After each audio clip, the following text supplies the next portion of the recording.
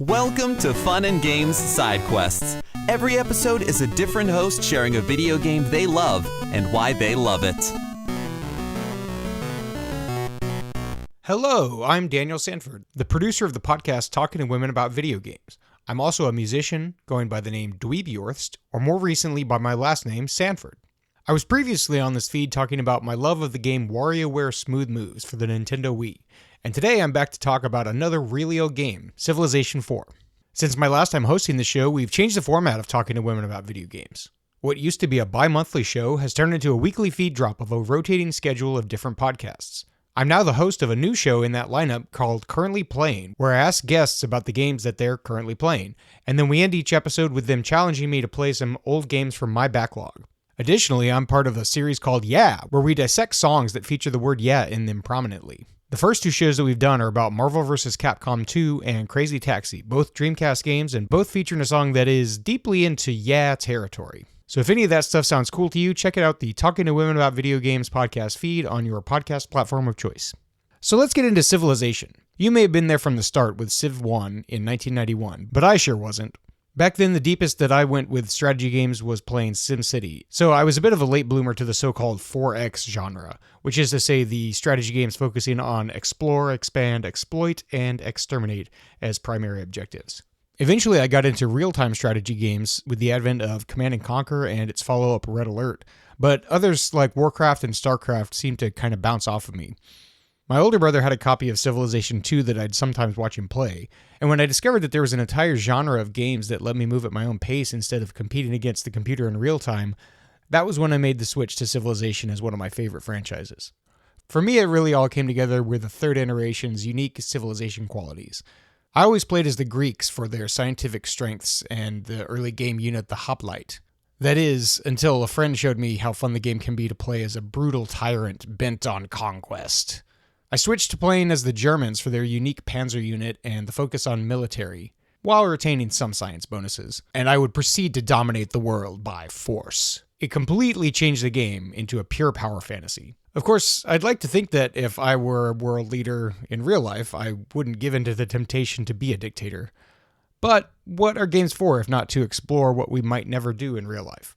When Civilization 4 came out in 2005, I was a day one buyer. And this was when I really did not have the money to buy video games at all. Making the jump from 3 to 4, it added a much-needed graphical overhaul to the game along with mechanical improvements like customizable civic styles, corporations, and spies. Though the prior entries were fun, this is where it really started to cook as a game for me, leading me to play multi-day games a few times per year. The eventual expansion Beyond the Sword came out and I was fully hooked.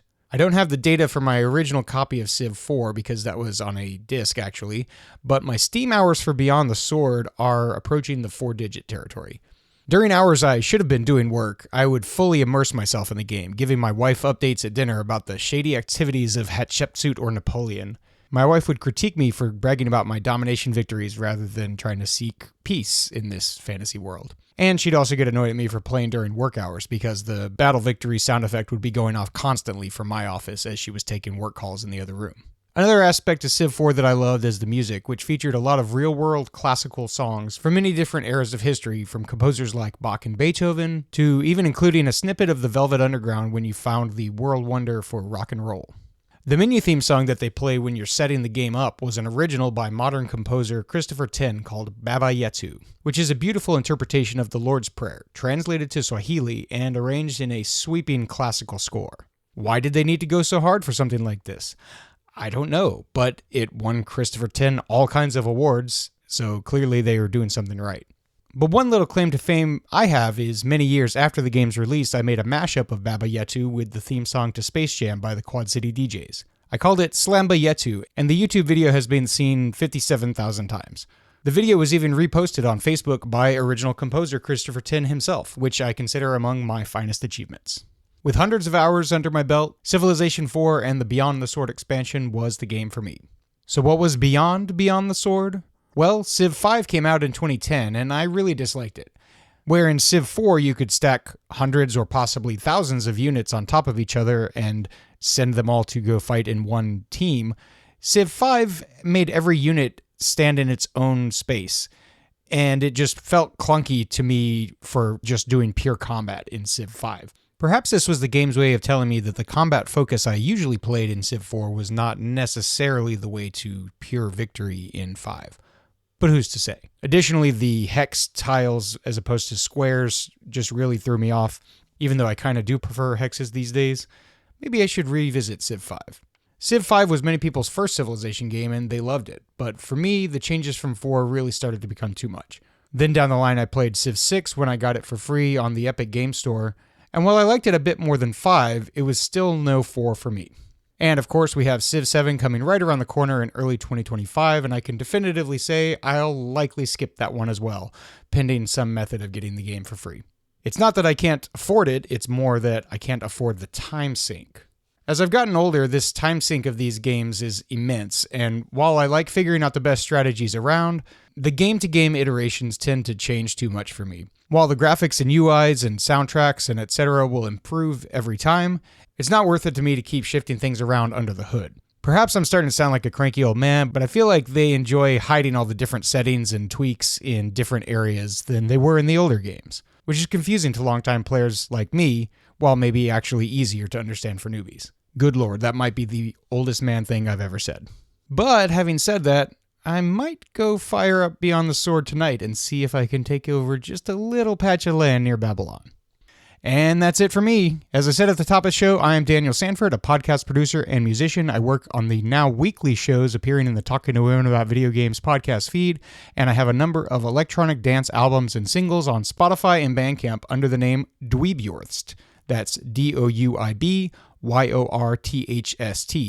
as well as under my last name, Sanford, which is harder to find if you search for Sanford, but you could search Sanford and Wave Frequency, which is the name of my first EP, and you'll get me. And if you want to hear that mashup I mentioned, look for Slamba Yetu, which is SLAMBA space YETU, and you'll get me as well.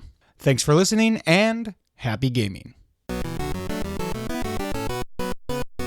Hello, my name is Aaron. I'm one half of Superpod Saga, a topical variety video game podcast fueled entirely by nostalgia and unleaded gasoline. Superpod Saga, we discuss a different video game topic each and every week. We have new episodes every single Monday covering a different video game topic. More than anything, we want to entertain our listeners and make you feel like you're one of the boys, like you're hanging out at a campfire with some of your best zany, caffeine-powered buddies and just talking about your favorite games and all that stuff. Stop on down to Superpod Saga. It's on every podcatcher there is. If it's not, let me know and we'll get on it. Again, Superpod Saga, stop on by. CPOV. CertainPOV.com.